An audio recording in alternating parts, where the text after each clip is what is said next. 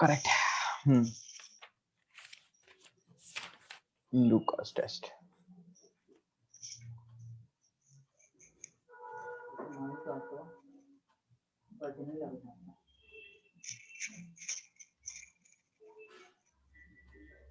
Sir एक बार ये टर्बिडिटी क्या होता है ये बता दीजिए। बताता हूँ, चलो मैं ही समझाता हूँ लूकास टेस्ट। देखो लूकास टेस्ट एक्चुअली में है क्या।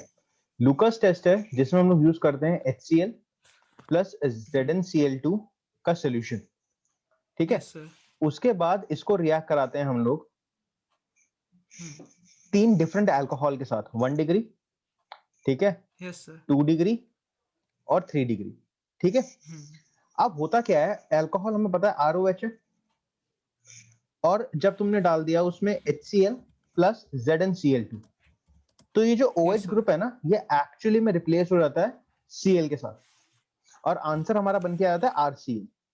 अभी जो RCl है ना, ये एक, मान लो कि क्लियर सोल्यूशन के अंदर टर्बिडिटी का मतलब होता है गंदगी, मतलब पीपीटीज घूमने लग जाएंगे, हाँ जी। ठीक है। तो 3 डिग्री के केस के अंदर तो ये टर्बिडिटी इंस्टेंट बनती है, ठीक है, ये इंस्टेंट बनती है। जैसी रिएक्शन में तुम अल्कोहल में जैसे तुम ये सोल्यूशन डालोगे इंस्टेंटली बन जाएगी।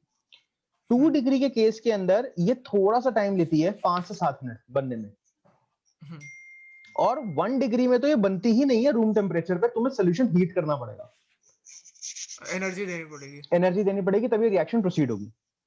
तो लूकास टेस्ट एक्चुअली में हेल्प करता है तुम्हें 1 डिग्री, 2 डिग्री, 3 डिग्री अल्कोहल्स को डिफरेंशिएट करने में। तो डिफरेंशिएट का मतलब ये है कि अगर मैं कल को तुम्हें कोई सोल्यूशन लाके दे दूं और मैं तुम्हें कहूं ये अननोन सोल्यूशन है, बट ये अल्कोहल है, और तुम्हें मुझे बताना है ये कौन सी डिग्री का है, तो तुम सबसे पहले क्या करोगे, उसमें HCl और ZnCl2 का सोल्यूशन डाल दोगे। अगर सोल्यूशन डालते ही रिएक्शन चालू हो गई, टर्बिडिटी बन गई, तो मतलब वो 3 डिग्री है। अब तुमने सोल्यूशन डाला और 15 मिनट हो गए लेकिन रिएक्शन कुछ असर नहीं कर रही, अभी भी सोल्यूशन जो है क्लियर है, इसका मतलब रिएक्शन रूम टेम्परेचर पर हो ही नहीं रही है। तुम उसको बर्नर पे जाके उस टेस्ट ट्यूब को गर्म करोगे और नोटिस करोगे कि उसमें टर्बिडिटी बननी चालू हो गई, और वो है 1 डिग्री। अगर रिएक्शन 5 से 7 मिनट के अंदर हो जाती है तो वो है 2 डिग्री। समझ में आया? 1 डिग्री, 2 डिग्री, 3 डिग्री कैसे डिफरेंशिएट हो जाएंगे with the help of Lucas test. Sir इसमें सिर्फ टाइम ही होता है मतलब डिस्कस करने इसमें और टर्बिडिटी और टाइम, अच्छा। टर्बिडिटी से तो पता लगेगा ना रिएक्शन हो रही है नहीं हो रही है, टाइम हाँ से जी थोड़ी ना हाँ पता जी। लगेगा। टाइम से तो बस ये पता लगेगा कि कितनी देर में टर्बिडिटी बन रही है, कि इंस्टेंट बन रही है, 5 से 7 मिनट में बन रही है, या फिर रूम टेम्परेचर पे नहीं बनेगी, पहले हीट प्रोवाइड करनी पड़ेगी, ठीक है। Yes sir. सेकंड रिएक्शन जो है वो है तुम्हारी रिएक्शन विद फास्फोरस ट्राइहैलाइड, मतलब PCl3, उसके साथ।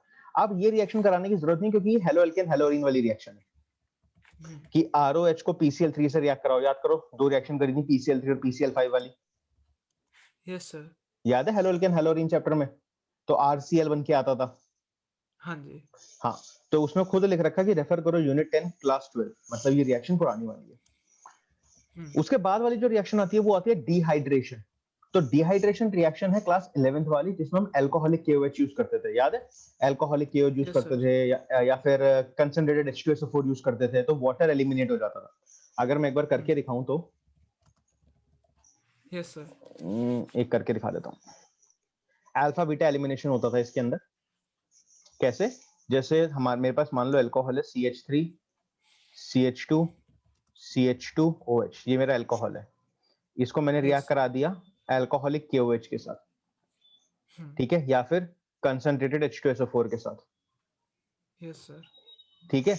अगर मैंने रिएक्ट करा दिया तो क्या होगा, इसमें से वाटर एलिमिनेट होगा, मतलब HOH, ये होता है वाटर का फॉर्मूला। तो OH तो तुम्हें यहां से मिल जाएगा, ठीक है। तो जिस कार्बन पे फंक्शनल ग्रुप लगा होता है उसे अल्फा कार्बन कहते हैं, उसके बगल वाले कार्बन को बीटा कार्बन कहते हैं। तो यहां से OH जाएगा, यहां से H जाएगा, yes H2O sir. Eliminate, answer आएगा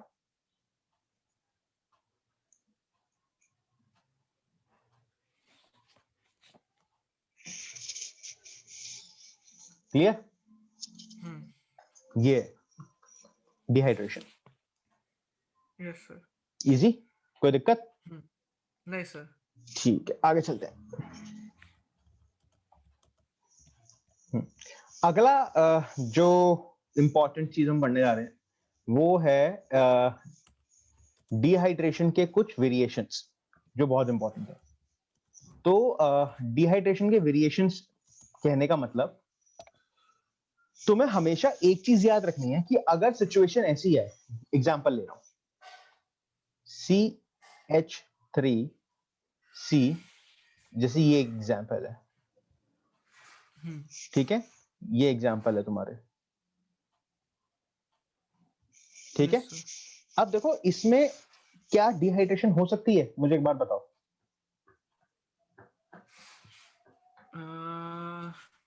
सर हो तो सकती है। अच्छा, OH और H कहां से निकालोगे?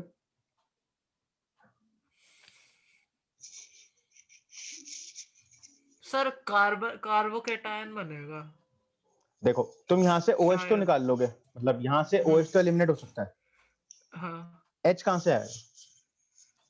सर, थोड़ी सर डिस्टेबलाइज नहीं कर सकते स्ट्रक्चर को? नहीं, तुम्हें वैलेंसी तो सबकी पूरी करनी है। नहीं हो पाएगा या नहीं फिर होगा, नहीं होगा? बस यही बताना था। ओके। क्लियर?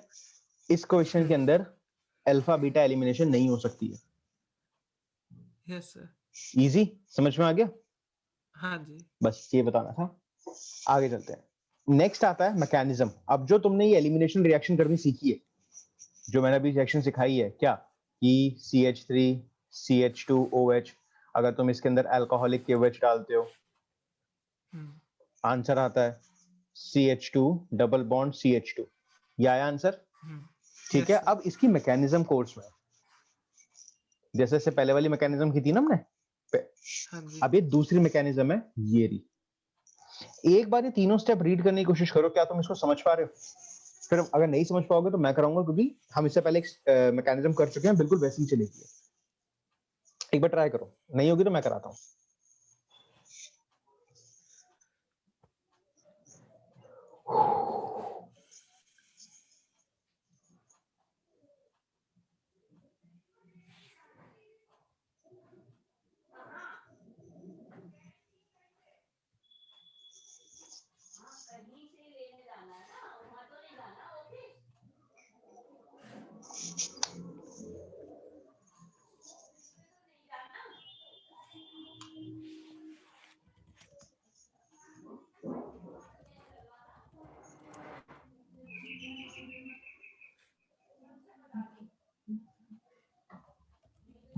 तो सामान तो नहीं होना था।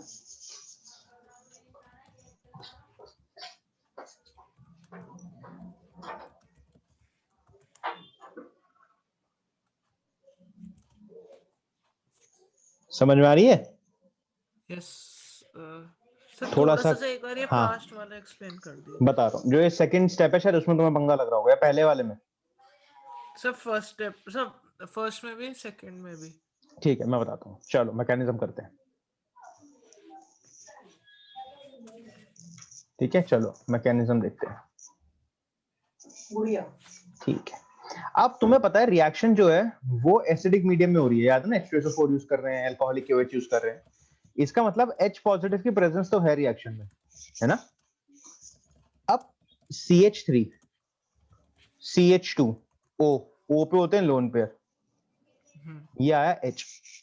अब रिएक्शन में H पॉजिटिव प्रेजेंट है, करेक्ट? ये पॉजिटिव चार्ज, ये नेगेटिव चार्ज। कुछ समझ में आ रहा है क्या होगा? अट्रैक्शन। बिल्कुल सही कहा। आगे चलते हैं। बन के क्या आया?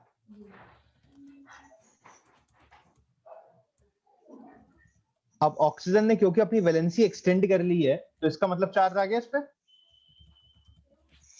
Yes sir. ओके। अब हम सबको पता है ऑक्सीजन जो है वो मोस्ट इलेक्ट्रोनेगेटिव एलिमेंट है ना? अब मोस्ट इलेक्ट्रोनेगेटिव एलिमेंट पे पॉजिटिव चार्ज तो रह ही नहीं सकता, यस सर। है ना? वो तो रखेगा ही नहीं अपने में पॉजिटिव चार्ज, वो तो अनस्टेबल है उसके लिए बहुत।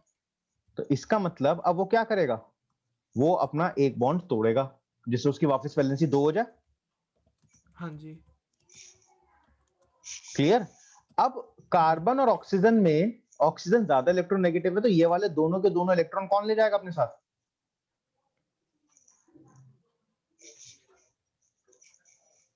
और आंसर बन के आएगा यहाँ पे ये। अच्छा। ये हो गया तुम्हारा डिहाइड्रेशन का H2O एलिमिनेट। यही करना था हमें, H2O एलिमिनेट। अब स्टेप 3 पे आते हैं। अब स्टेप 3 है हमारा CH3 CH2 पॉजिटिव। अब कार्बन भी भैया नहीं रह सकता, ऑब्वियसली बात है, देखो इस कार्बन की वैलेंसी पूरी नहीं है ना। Yes sir. अब रिएक्शन चालू किससे हुई थी? H पॉजिटिव से, है ना। रिएक्शन खत्म किससे होगी? जब H पॉजिटिव रिमूव होगा, क्योंकि अभी ऊपर H पॉजिटिव ऐड हुआ था ना, तो वो तो कैटलिस्ट का काम कर रहा था, एसिडिफिकेशन। वो रिएक्शन में क्या होगा, जब रिएक्शन खत्म होगी तो वो वापस रिमूव भी होगा। तो ये जो कार्बन है, ये जो अपना एक एक्स्ट्रा H है, उसको रिमूव कर देगा और यहां बचेगा CH2। ये अपनी वैलेंसी यहां से बनाएगा CH2। ये आ गया तुम्हारा आंसर। नहीं समझ में आया? अच्छा। अब एक बार इन तीनों स्टेप्स को देखो और देखो कि क्या तुम समझ पा रहे हो, मैकेनिज्म पेपर में लिख पाओगे।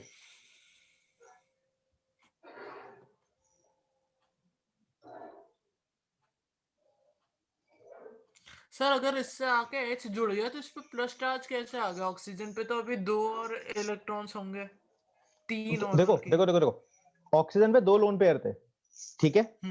जब उसपे 2 लोन पेयर थे तब उसपे कोई चार्ज नहीं था, क्योंकि ऑक्सीजन पे उसके प्रॉपर नंबर ऑफ इलेक्ट्रॉन्स थे, ठीक है। अब जैसे ही H आया तो H ने उसके साथ बॉन्ड किया, ठीक है। जब H ने उसके साथ बॉन्ड किया तो ऑक्सीजन की वैलेंसी जो कि 2 होनी चाहिए थी, वो एक्सटेंड होकर कितनी हो गई? 3। तो जब उसने एक्स्ट्रा बॉन्ड बनाया होगा तो ऑब्वियसली बात है उसने अपना कोई तो इलेक्ट्रॉन डोनेट किया होगा हाइड्रोजन के साथ। Yes sir. तो बस क्योंकि उसने अपने एक इलेक्ट्रॉन दे दिया हाइड्रोजन को, तो उसके पास अपने खुद के स्ट्रक्चर में प्रोटॉन ज्यादा हो गए, जिसकी वजह से पॉजिटिव चार्ज आ गया। Okay sir. नहीं क्लियर हुआ?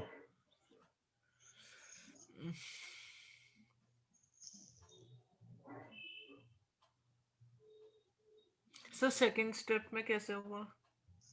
सेकंड स्टेप में देखो क्या हुआ। अब ऑक्सीजन जो है वो मोस्ट इलेक्ट्रोनेगेटिव एलिमेंट है। अब ऑक्सीजन क्योंकि मोस्ट इलेक्ट्रोनेगेटिव एलिमेंट है, तो क्या वो अपने पर पॉजिटिव चार्ज सस्टेन करेगा? नहीं, क्योंकि वो नॉन मेटल है। नॉन मेटल अपने ऊपर नेगेटिव रख सकते हैं, पॉजिटिव नहीं रख सकते। तो वो क्या करेगा, वो अपना जो एक्स्ट्रा बॉन्ड उसका तीसरा है उसको तोड़ेगा, जिससे उसकी वैलेंसी वापस आ जाए 2। तुम देखो इस वाले स्ट्रक्चर में ऑक्सीजन की वैलेंसी 3 है, देखो कैसे, यहां पे बना रखा है, यहां पे बना रखा है, यहां बना रखा है। Yes sir. अब वो ये वाला बॉन्ड तोड़ेगा, जिससे वो वापस अपनी 2 वैलेंसीज में आ जाए, जो यहां पर आ जाएगा। इसलिए सेकंड स्टेप। Okay sir. ठीक है। अब तीसरा देखो।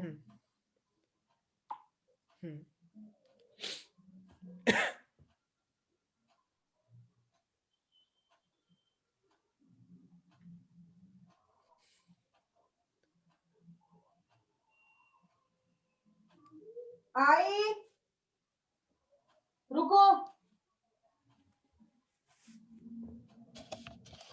हो गया। तो आंटी कल मॉर्निंग में अभी कोई नहीं मिला तो अच्छा, फिर जो इधर कार्बन पे प्लस चार्ज है वो दूसरे कार्बन से बॉन्ड बना लेगा, जिससे H प्लस निकल जाएगा। करेक्ट। रिएक्शन चालू किससे हुई थी? Yes sir. H से। खत्म किससे हुई? रिएक्शन चालू हुई थी H प्लस डालने से, खत्म हुई H प्लस निकालने से। अच्छा। तुम देखो ना, यहाँ पर H प्लस क्या हो रहा था, जा रहा था रिएक्शन में।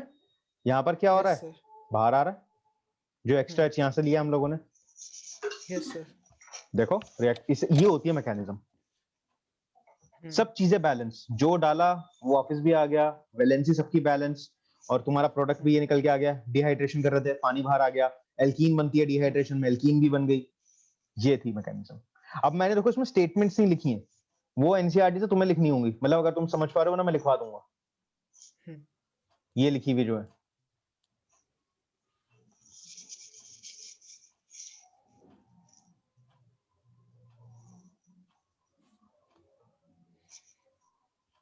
अब तुम चाहो तो एनसीईआरटी का भी लिख सकते हो, या मैंने जो मैकेनिज्म लिखे तुम्हें जो आसान लगे। वैसे दोनों मैकेनिज्म सेम है। Okay sir. ठीक है, या कोई दिक्कत? अभी भी मुझे कॉन्फिडेंस दिख रहा तुम में? नहीं सर, एक बार मैं खुद पढ़ूंगा तो हो जाएगा सही। बट कुछ तो समझ में आया, दिमाग में डला? Yes sir, yes sir, yes sir. ठीक ठीक है, अब आगे चले। ठीक। नेक्स्ट कॉन्सेप्ट, अब हम सीखेंगे ऑक्सीडेशन ऑफ अल्कोहल्स। अब ऑक्सीडेशन ऑफ अल्कोहल्स क्या होता है, चलो देखते हैं अगला टॉपिक।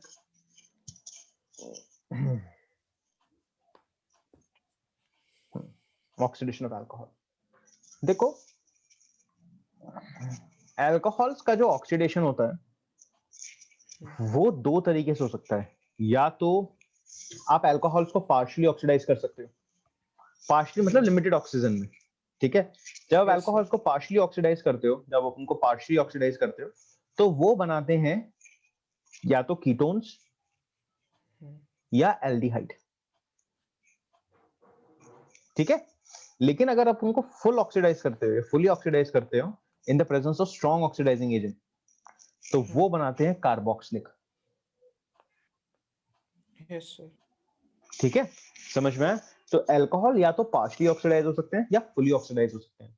अब पार्शियली ऑक्सीडाइज करने के लिए हम लोग जो रिएजेंट यूज करते हैं वो होते हैं वीक ऑक्सीडाइजिंग एजेंट्स, वो होते हैं weak oxidizing agent, Yes sir. ठीक है। अब वीक ऑक्सीडाइजिंग एजेंट्स कौन कौन से होते हैं पता है? CrO3 ये एक वीक ऑक्सीडाइजिंग एजेंट है, ठीक है, ये वीक ऑक्सीडाइजिंग एजेंट है। PCC एक वीक ऑक्सीडाइजिंग एजेंट है। फुल ऑक्सीडाइजिंग एजेंट की अगर मैं बात करता हूँ KMNO4 एक स्ट्रॉन्ग ऑक्सीडाइजिंग एजेंट है, ठीक है। तो तुम्हें ये देखना होगा कि अगर अल्कोहल्स की ऑक्सीडेशन दे रखी है तो कौन सा ऑक्सीडाइजिंग एजेंट यूज कर रखा है। एक एग्जांपल कर दिखाता हूं, एग्जांपल है CH3CH2OH। अब इसको मैंने डाला CrO3 जो कि एक वीक ऑक्सीडाइजिंग एजेंट है। तो वीक ऑक्सीडाइजिंग एजेंट क्या करेगा, जो अल्कोहल वाला कार्बन है उसको कन्वर्ट कर देगा कार्बोनाइल में, मतलब CH3CHO, क्योंकि टर्मिनल पे एल्डिहाइड बनता है। अगर यहीं पर अल्कोहल का ग्रुप जो होता वो होता बीच में यहां पे, और तुम इसको वीकली ऑक्सीडाइज करते तो बनता कीटोन, क्योंकि यहां तो एल्डिहाइड बन नहीं सकता। याद रखना हमेशा सर मैं एल्डिहाइड कहां चार्जर पर, लगा लूं? हाँ हाँ बिल्कुल लगा दो यार।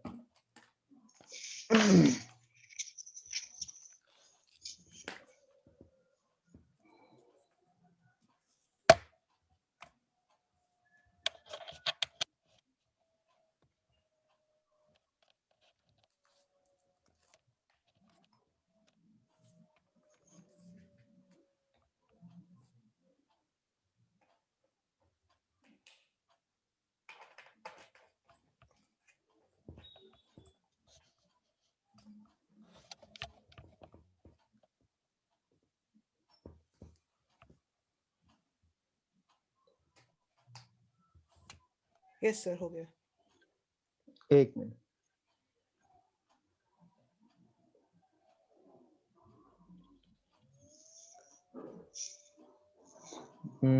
हाँ, तो तुम्हें मैंने बता दिया क्या कि टर्मिनल पे हमेशा क्या बनेगा, एल्डिहाइड। और अगर टर्मिनल पे OH ग्रुप नहीं है, ठीक है, अगर टर्मिनल पे OH ग्रुप नहीं है तो अब बीच में OH ग्रुप है तो वहां बनेगा कीटोन। नीचे देखो रिएक्शन लिख के मैंने, देखिए दिख रही है? Yes sir.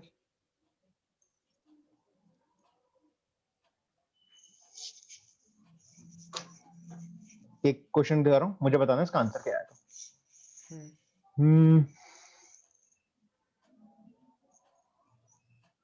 बताओ।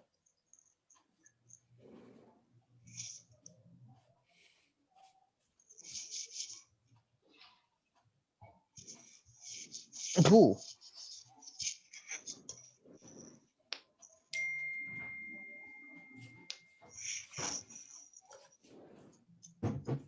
इसका तुम आंसर बता दोगे तो तुम्हें मतलब कॉन्सेप्ट समझ में आ गया। यस सर मैं ट्राई कर रहा हूँ। ओके,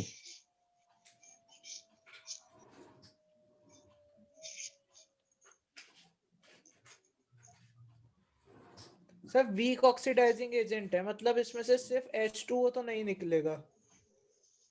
H2O तो निकलना ही मतलब नहीं ऑक्सीडेशन में, तो H2O नहीं निकलेगा। नहीं निकलेगा वो। देखो H2O सिर्फ या तो अल्कोहलिक KOH में या कंसंट्रेटेड H2SO4, बस दो कंडीशन में निकलेगा।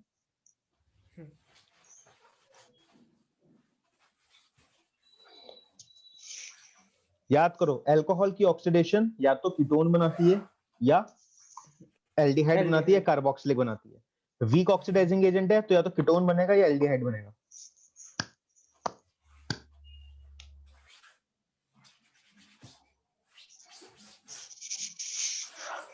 एक्चुअली डेट शीट है ना तुम्हारे लिए बहुत इंपॉर्टेंट है, मैं बताता हूँ क्यों। अगर अच्छा। डेट शीट में पेपर आ गए मार्च मिड से, ठीक है, हाँ जी। तो मैं फिर तुम्हें संडे को क्लास देना स्टार्ट करूंगा, रीजन बीइंग जिससे कि तुम्हारा कोर्स फेब एंड मिड तक या खत्म हो जाए। ठीक है, अगर अप्रैल में आते हैं तो हम बिल्कुल सही स्पीड पे चल रहे हैं। Okay sir. तो मेरे को भी एक्चुअली पता लग जाए कि पेपर कब होने वाले, मैं भी टेंशन में हूँ।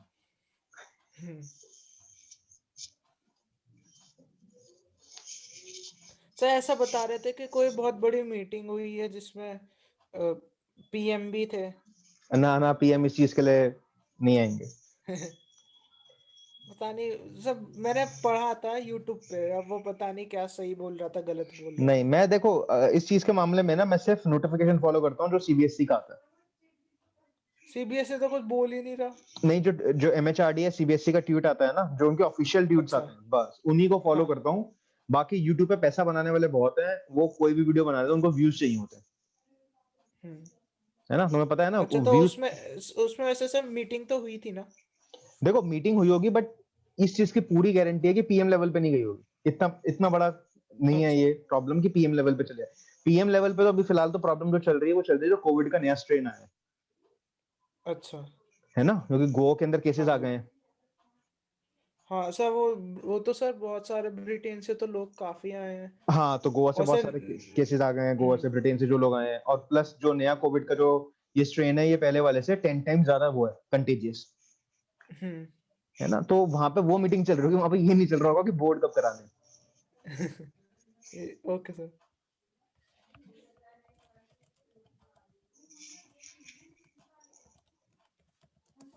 और जब तुम घर में बैठे हुए थे तुम्हारे बाल कौन काट रहा था? सर बाल काट रहा था। जब तुम लॉकडाउन में बैठे हुए थे घर में, हाँ जी। तो हाँ बाल तो जी। बढ़ रहे होंगे ना, फिर कौन काट रहा था घर में? सर मैं गया था कटवाने 2 बार। अच्छा, मेरे को लगा तुम्हारी वो हाँ नहीं जी। काट दिए। नहीं नहीं, मैं 3 महीने पे गया था 2 बार। अच्छा। नहीं तो फिर इरिटेशन होने लगती थी। हम्म।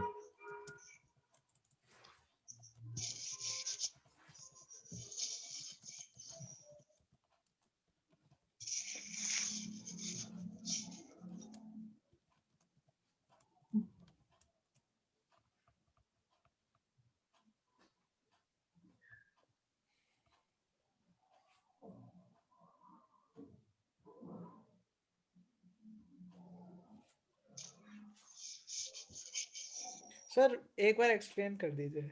देखो अब ये क्वेश्चन समझो, देखो ये क्वेश्चन था ऑक्सीडेशन का, ठीक है। हम्म। मैंने बताया था ऑक्सीडेशन के केस के अंदर अल्कोहल्स जो होते हैं वो कन्वर्ट हो जाते हैं या तो सीएचओ में, या कीटोन मतलब सी डबल बॉन्ड हो, या फिर एल उसमें सीओएच में, ठीक है। यस ये सर। डिपेंड करता है कि आपने ऑक्सीडेशन एजेंट कौन सा यूज करा है। अगर आपके पास वीक ऑक्सीडाइजिंग एजेंट है तो आपके ये दोनों बनते हैं, क्लियर। अब CrO3 यस जो है सर। वो वीक ऑक्सीडाइजिंग एजेंट है, इस बात को हमें पता है कि CrO3 वीक ऑक्सीडाइजिंग एजेंट है। तो अल्कोहल जो है वो या तो कन्वर्ट होगा सीएचओ में या कन्वर्ट होगा सी डबल बॉन्डो में, है ना, यही हाँ होगा। जी। बट 3 डिग्री के केस में एक्सेप्शन है, तभी दिया था मैंने। अच्छा। अब देखो एक्सेप्शन क्यों बनता है, पहले बता देता हूं। देखो अगर तुम यहाँ पे डबल बॉन्ड लेके आते हो, CH3 CH3 CH3, मान लो तुम यहाँ पर डबल बॉन्ड लिया है, जो कि मैंने बताया क्या था कि मिडल ऑफ द चेन के अंदर हमेशा कीटोन आता है, ये चेन का मिडल है, अल्कोहल जो था बीच वाले कार्बन पे लगा हुआ था, है ना। बट तुम यहाँ पे इस कार्बन की जरा वैलेंसी देखो कितनी हो गई है, बताओ। सर इसके 5 हो गए, माइनस आ जाएगा। तो नहीं, माइनस नहीं आएगा, क्या अल्कोहल, क्या कार्बन जो है 5 वैलेंसी बना सकता है? नहीं नहीं नहीं नहीं, बना ही नहीं सकता। तो इसका मतलब कीटोन बनेगा ही नहीं, अच्छा। ना एल्डिहाइड बन सकता, ना कार्बोक्सिलिक बन सकता, ये तीनों ही नहीं बनेंगे इस केस में। तो इस केस में क्या रिएक्शन ही होगा, नहीं होगी। रिएक्शन होगी लेकिन एलिमिनेशन होगा इस रिएक्ट केस में। अच्छा। इसमें एलिमिनेशन होगा H2O का। तो इसमें बन जाएगा एल्कीन। करेक्ट, ये आएगा इसका आंसर। अगर आप ये बताते थे कि H2O निकलना है तो मैं कब का कर देता ये। तो वही तो सिखाना है कि H2O मैंने हिंट देना ही नहीं था, क्योंकि पेपर में नहीं आएगा। अब मैं तुम्हें दिखाता हूँ एनसीईआरटी में कहाँ दिया हुआ है। कहाँ गया हमारा चैप्टर, कहाँ गया, ये रहा, ये देखो, ये रहा। बस कॉपर के साथ करा रखा है इन्होंने, मैंने CrO3 के साथ कराया। दिख रहा है? हाँ जी। तो ये डिहाइड्रेशन रिएक्शन नहीं है, बट इसमें पानी निकल रहा है। डिहाइड्रेशन के एजेंट्स जो होते हैं वो H2SO4 होता है, एल्कोहलिक KOH होता है, और H3PO3 भी डिहाइड्रेट करता है। बट इस रिएक्शन में एक्सेप्शन है, रीजन बीइंग क्योंकि 3 डिग्री का कार्बन जो है ना वो डबल बॉन्ड नहीं बना सकता, वरना उसकी वैलेंसी एक्सटेंड कर जाएगी। Yes sir. अब क्लियर हो गया? हाँ जी। गुड। अब जल्दी से एक छोटा सा काम मेरे लिए करो। क्या करना है, ये वाला एरिया यहां से यहां तक जल्दी से रीड मारो, फिर आगे चले। और जहां पे एक्सेप्शन वाली बात आएगी उसको नोट डाउन कर लेना।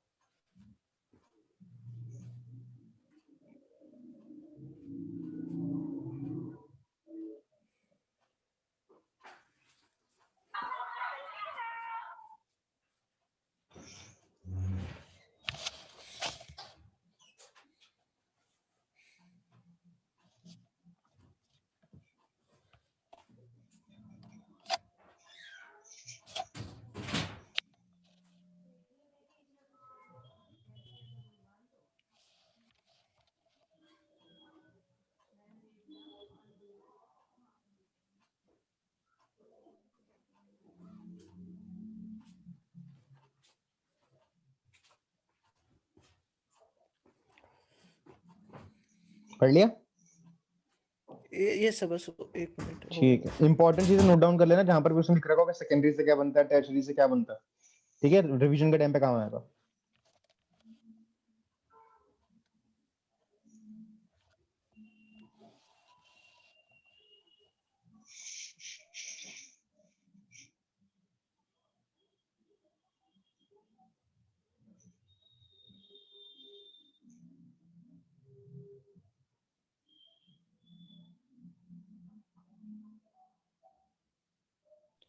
सर कर लिया। कर लिया? समझ में आया कुछ? Yes sir. गुड, आगे चलते हैं। देखें आगे क्या है भैया हमारे पास। हो, फिनॉल की रिएक्शंस। फिनॉल की रिएक्शंस आ गई। वही सारी रिएक्शन वैसे रिपीट होंगी, कुछ नया तो नहीं आने वाला, कभी कर लेते हैं। पहली रिएक्शन जो हम करने जा रहे हैं वो है नाइट्रेशन। अब नाइट्रेशन होती क्या है? नाइट्रेशन, ठीक है, नाइट्रेशन का मतलब होता है addition of nitro group. Nitro group कौन सा होता है बताओ अरियंत? Sir night NO2। बिल्कुल सही। तो N2 डालने के लिए हम लोग यूज करते हैं क्या? उसके लिए हम लोग यूज करते हैं HNO3 डाइल्यूट। ठीक है, रिएक्शन बहुत आसान है। रिएक्शन है कि पहले हम फिनॉल लेंगे OH। अब OH जो होता है वो ऑर्थो पैरा डायरेक्टिंग होता है, मतलब सबसे पहले पैरा पे डायरेक्ट करेगा, उसके बाद ऑर्थो पे डायरेक्ट करेगा। मतलब अगर तुम HNO3 से रिएक्ट कराओगे डाइल्यूट कंडीशंस के अंदर तो आंसर आएगा ये। अगर तुम इसके बाद फिर से रिएक्ट कराओगे HNO3 से तो आएगा ये। Yes sir. इजी, कोई दिक्कत? ठीक है। नहीं सर। इसके बाद अगर तुमने एक बार गलती से फिर से रिएक्ट कराया HNO3 से तो बस धमाका हो जाएगा, क्योंकि फिर बन के आ जाएगा TNT। ओह हाँ, पता TNT? Yes sir, explosive. वैसे ये TNT नहीं है, TNP है। लेकिन है ये भी एक्सप्लोसिव। हाँ, ये भी एक्सप्लोसिव है, क्योंकि है ट्राइनाइट्रोफिनॉल। TNT होता है ट्राइनाइट्रोटोल्यूइन। अच्छा। तो ये भी एक्सप्लोसिव है एंड ये भी एक्सप्लोसिव है, दोनों ही एक्सप्लोसिव है। ठीक है, क्लियर हुआ? यस यस अब पेपर में एक और क्वेश्चन आता है कि नाइट्रो ग्रुप्स जो होते हैं, मतलब नाइट्रोफिनॉल जो होता है, उसका बॉइलिंग पॉइंट, मेल्टिंग पॉइंट जो होता है थोड़ा डेविएट करता है। डेविएट कहने का मतलब करस्पॉन्डिंग ऑर्गेनिक कंपाउंड जिनका सेम मॉलिक्यूलर वेट है, उनके कंपैरिजन में नाइट्रो कंपाउंड्स जो हैं उनका मॉलिक्यूलर सॉरी मेल्टिंग पॉइंट और बॉइलिंग पॉइंट हायर होता है। तो बताने की जरूरत नहीं है, तुम्हें पता होगा हाइड्रोजन बॉन्डिंग। Yes sir. ठीक है, तो उसके लिए तुम्हें यहाँ पे रीजनिंग पढ़ना, ये बनी हुई है। ठीक है, ये इंपॉर्टेंट रीजनिंग है और इस अपने शॉर्ट नोट्स में से लिख लेना। ठीक है, तो इसमें दोनों हाइड्रोजन बॉन्डिंग होती है, याद रखना। इंट्रा भी होती है, जो देखो यहाँ दिखा रखी है, ये इंट्रा है, मतलब विद इन द कंपाउंड। और इंटर भी होती है, मतलब दो कंपाउंड्स के बीच में। तो इंट्रा हाइड्रोजन बॉन्डिंग भी होती है, इंट्रामोलिकुलर, और इंटर मॉलिक्यूलर हाइड्रोजन बॉन्डिंग भी होती है। दोनों हाइड्रोजन बॉन्डिंग होती है इसके अंदर। क्लियर? इजी? Yes sir. चलें आगे, इसमें ज्यादा फोकस करने की तो जरूरत नहीं है, तो पढ़ लोगे तुम। सर रीजन क्या होगा कि दोनों होती हैं उसके लिए? देखो, दोनों होती क्यों है पहले ये समझ लेते हैं। तुम्हें पता है कि फिनॉल जो होता है वो ऑर्थो पैरा डायरेक्टिंग होता है। ठीक है, मतलब अगर मैं फिनॉल की नाइट्रेशन कराऊंगा तो मुझे एक कंपाउंड तो ऐसा मिलेगा, यहाँ पे OH है, ये वाला है ना। Yes sir. और एक कंपाउंड मुझे ऐसा मिलेगा,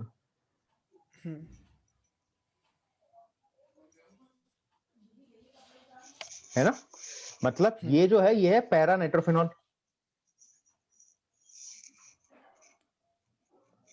है ना। और ये जो है ये है ऑर्थो नाइट्रोफिनॉल। क्लियर हो गया? Yes sir.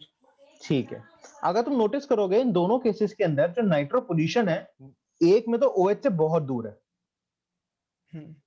ठीक है, किस वाले केस में? इस वाले केस में। तो इसका मतलब अब तुम्हें पता ना हाइड्रोजन बॉन्डिंग तीन कर सकते हैं, सिर्फ FON, सिर्फ ये तीन एलिमेंट है जो हाइड्रोजन बॉन्डिंग कर सकते हैं। तो मतलब ये वाला नाइट्रोजन जो है ये हाइड्रोजन बॉन्डिंग में इन्वॉल्व हो सकता है। बट क्योंकि ये नाइट्रोजन का डिस्टेंस बहुत ज्यादा है इस वाले ऑक्सीजन से,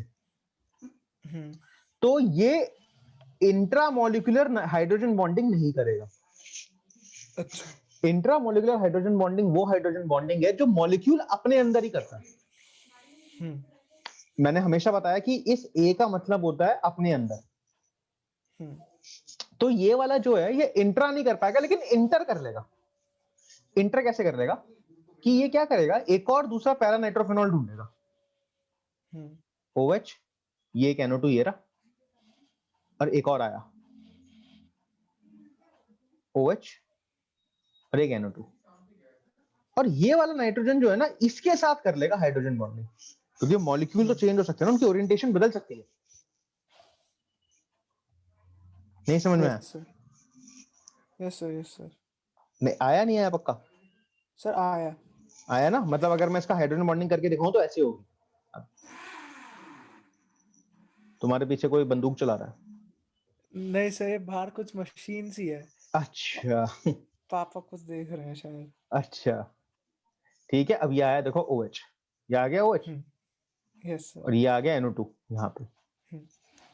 क्लियर हो गया? सर अब इसमें ये O के बराबर में क्या है?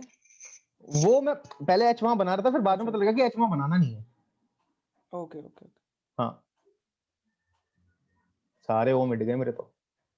क्लियर हो गया? अब ये वाला नाइट्रोजन इसके साथ हाइड्रोजन बॉन्डिंग कर सकता है।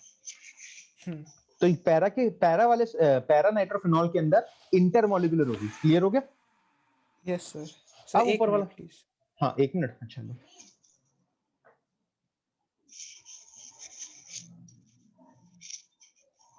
Yes sir.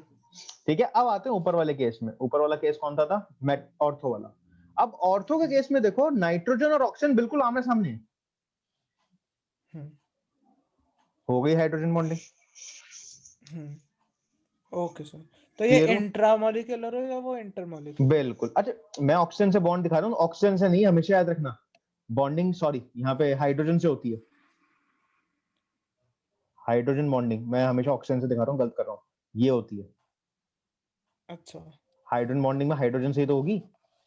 हाँ जी। मैं गलती से वो बना रहा था बार बार, सॉरी सॉरी सॉरी। ये रहा H और ये रहा FON की हाइड्रोजन बॉन्डिंग, ये ठीक है। और सिमिलरली इस केस में भी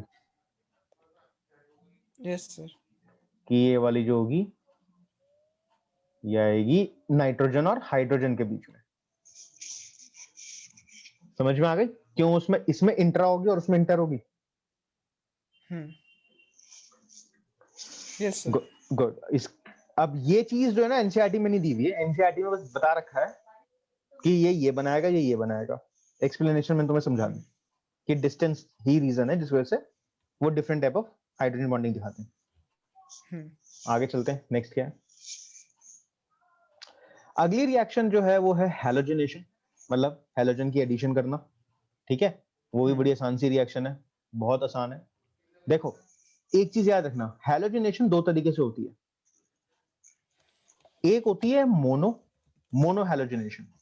मोनो मतलब जब तुम्हें सिंगल हैलोजन ऐड कराना है, जैसे फिनॉल पे मुझे एक ही हैलोजन ऐड कराना है, मैंने Cl2 डाला और मैं चाहता हूं कि मेरा आंसर ये आए। ठीक है, ये Yes, sir. मोनो हैलोजन, क्योंकि एक क्लोरीन ऐड हुआ है। तो मोनो हैलोजन के लिए बहुत इंपॉर्टेंट है तुम CH2 डालोगे। अगर तुमने CH2 नहीं डाला, अगर तुमने CH2 नहीं डाला तो होगा क्या? तो फिर CH ट्राई क्लोरो आ जाएगा। ट्राइक्लोरो, अच्छा। मतलब जितनी एक्टिवेटेड साइट है फिनॉल की, सब पे क्लोरीन लग जाएगा। ये तो तुम्हारी मर्जी है, अगर तुम्हें पेपर में ट्राई क्लोरो या ट्राई ब्रोमो बनाने को आया है तो ये वाली रिएक्शन यूज कर लेना। अगर पेपर में मोनो आया है तो फिर ये वाली रिएक्शन यूज करनी पड़ेगी, CH2 के प्रेजेंस वाली। क्लियर? समझ में आया? Yes sir. पक्का? Yes sir. एक बार ये वाला पॉइंट पढ़ के देखो, इसमें कुछ इंपॉर्टेंट खबरें हैं। खबरें मतलब इंपॉर्टेंट पॉइंट है। सर, खबर तो आज 6 बजे शुरू होगी आनी। कुछ नहीं पता 5:30 आ जाए, क्योंकि उनको पता सारे बच्चे 6 बजे बैठेंगे, हम पहले निकाल देते हैं।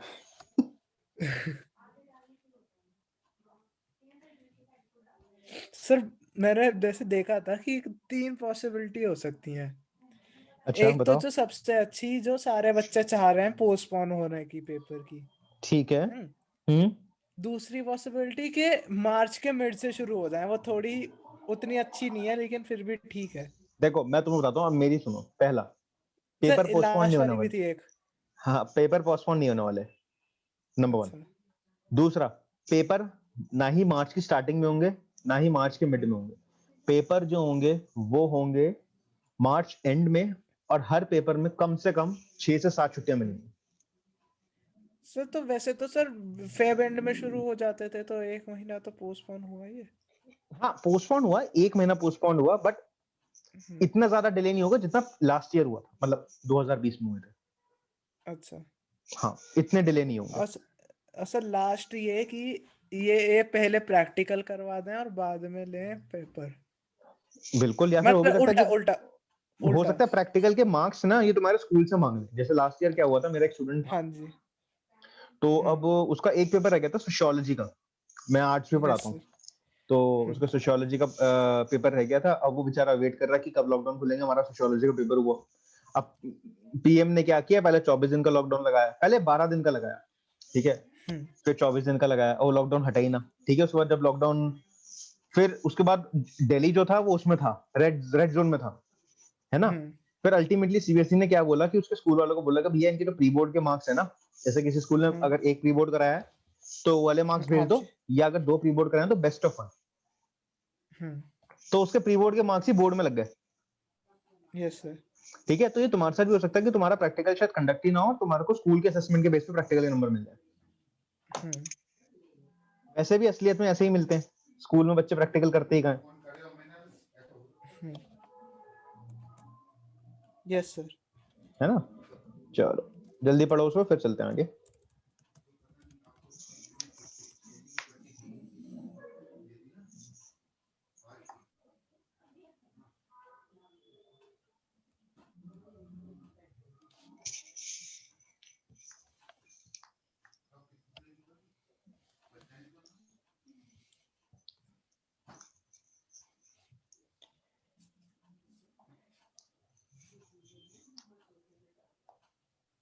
चलो आ गया वो मिनिस्ट्री ऑफ एजुकेशन का। CBSE department exams were to be conducted earlier this year amid the pandemic, and we will be able to manage the board exams in 2021 also. There are no plans to delay the exam. It will be held in February, March as usual. We are hope that states will soon reopen their schools and students will start preparing for the exam. अब आने start हो गए। ये आया है CBSE board exam, ये CBSE उसने बोला है, मिनिस्ट्री ऑफ एजुकेशन की तरफ से ट्वीट आया 1641 पे।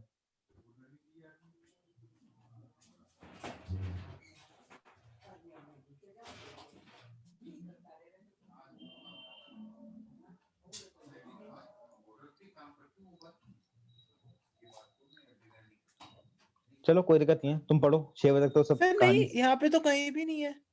नहीं, मैं अब तुम्हें शेयर करके भेज देता हूँ, ये रहा। सर मैं तो इसमें 3-3 घंटे पहले तक के देख लिए, हाँ तो कहीं नहीं है। नहीं दिखाता हूँ, टेलीग्राम पे भेज रहा हूँ तुम्हें। ओके।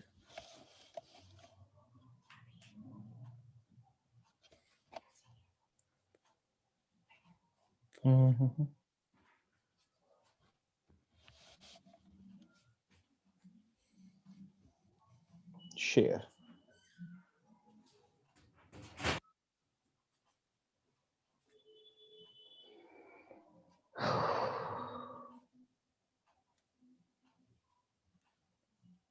अरिहंत भेज दिया, चेक करो। यस सर आया।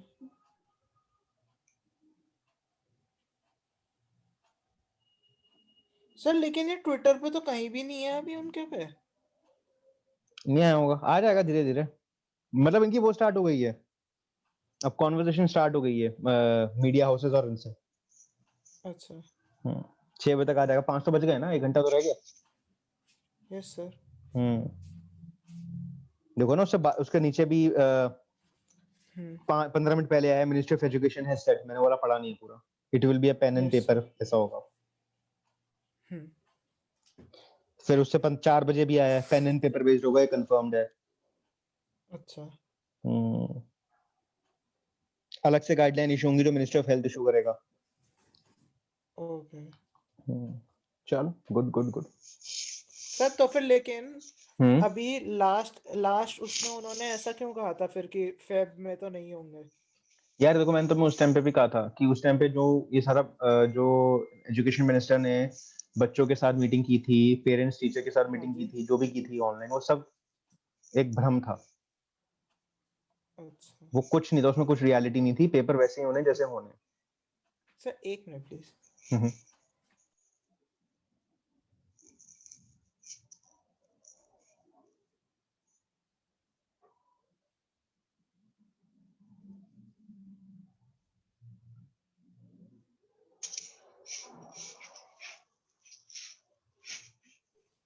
Yes sir. तो पेपर तो वैसे ही कंडक्ट होंगे जैसे उन्हें कंडक्ट करने हैं। सिर्फ अच्छी बात ये होगी कि बच्चों को हर पेपर के बीच में एक लंबा इंटरवल मिलेगा रिवाइज करने के लिए। That's it.